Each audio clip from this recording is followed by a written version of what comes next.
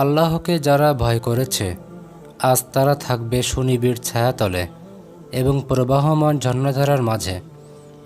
তাদের জন্য ফলফলাদির ব্যবস্থা থাকবে, যা চাইবে তারা তাই পাবে।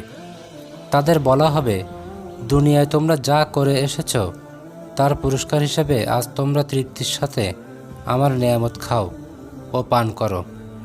নিশ্চয়ই আমি সৎকর্মশীল মানুষদের এমনইভাবে পুরস্কার দিয়ে থাকি। সেদিন যাবতীয় দুর্ভোগ তাদের জন্য যারা এসব সত্যকে মিথ্যা প্রতিপন্ন করেছে। হে অবিশ্বাসীরা, কিছুদিনের জন্য তোমরা এখানে খেয়ে নাও এবং কিছু ভোগ আস্বাদনও করে নাও। নিঃসন্দেহে তোমরা হচ্ছে অপরাধী। যাবতীয় দুর্ভোগ সেদিন তাদের জন্য যারা এসব সত্যকে মিথ্যা সাব্যস্ত করেছে। এ অত্যাচারীদের অবস্থা হচ্ছে, এদের যখন বলা হয় তোমরা আল্লাহর দরবারে নত হও, তখন তারা নত হয় না। যাবতীয় দুর্ভোগ সেদিন তাদের জন্য যারা এসব সত্যকে মিথ্যা প্রতিপন্ন করেছে। আপনিই বলুন, এরপর আর এমন কোনো কথা আছে যার উপর এরা ঈমান আনবে?